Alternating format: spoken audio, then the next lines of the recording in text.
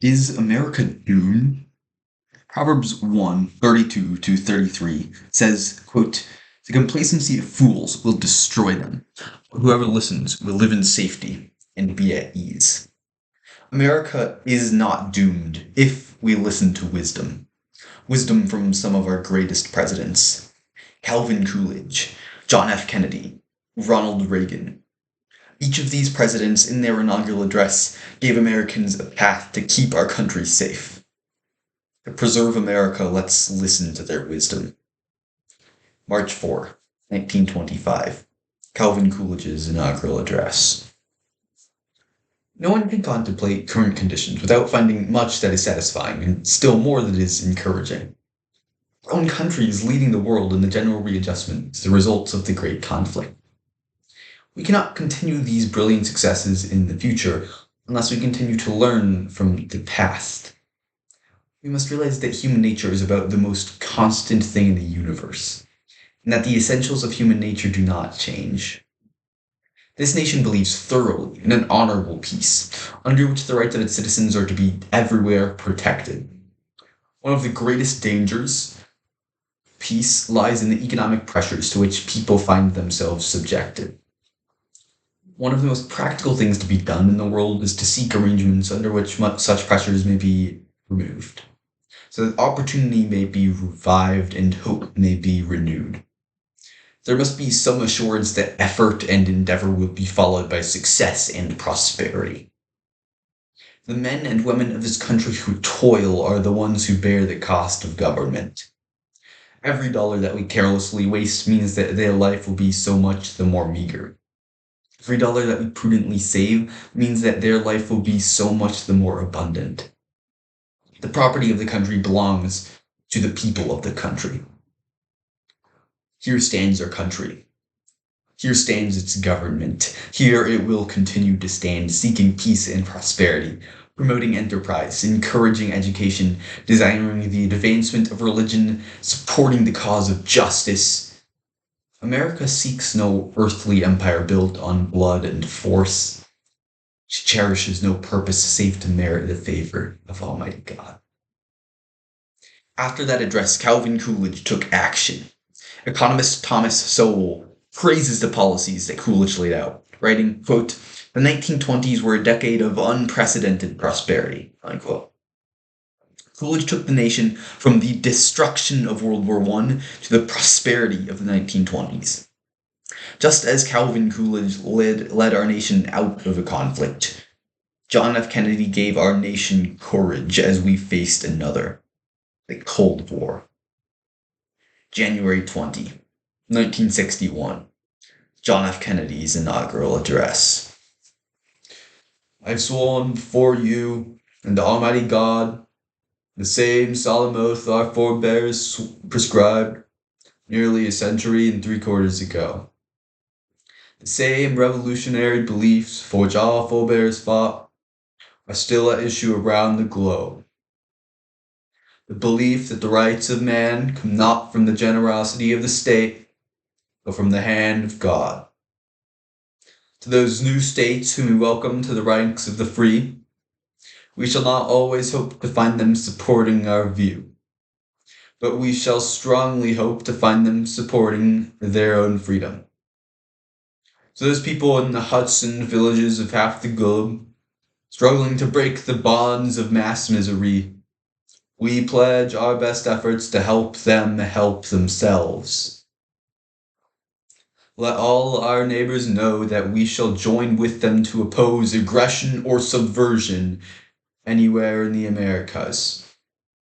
And let every other power know that this hemisphere intends to remain the master of its own house.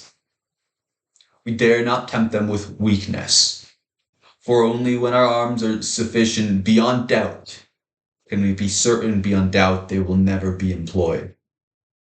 So let us begin anew, remembering on both sides that civility is not a sign of weakness, and sincerity is always subject to proof. Let us never negotiate out of fear, but let us never fear to negotiate.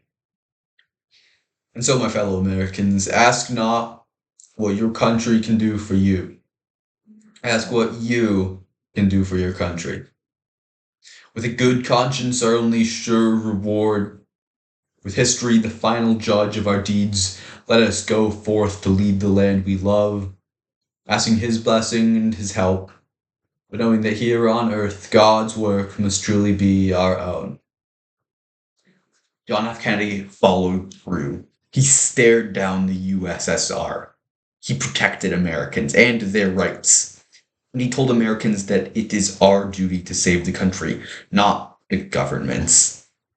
Ronald Reagan said the same. January 20, 1981.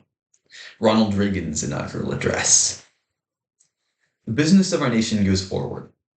These United States are confronted with an economic affliction of great proportions. It distorts our economic decisions, penalizes thrift, and crushes the struggling young and fixed-income elderly alike. It threatens to shatter the lives of millions of our people. In the present crisis, government is not the solution to our problem. Government is the problem. From time to time, we've been tempted to believe that society has become too complex to be managed by self-rule, the government by an elite group, as superior to government for, by, and of the people. Well, if no one among us is capable of governing himself, who among us has the capacity to govern someone else? We are a nation that has a government, not the other way around. Government can and must provide opportunity, not smother it, foster productivity, not stifle it. Can we solve the problems confronting us? Well, the answer is an unequivocal and emphatic yes. To paraphrase Winston Churchill, I did not take the oath I've taken with the intention of presiding over the dissolution of the world's strongest economy. And as we renew ourselves here on our own land, we will be seen as having greater strength throughout the world. We will again be the exemplar of freedom, the beacon of hope for those who do not now have freedom. To those neighbors and allies who share our freedom, we will strengthen our historic ties and assure them of our firm support and commitment.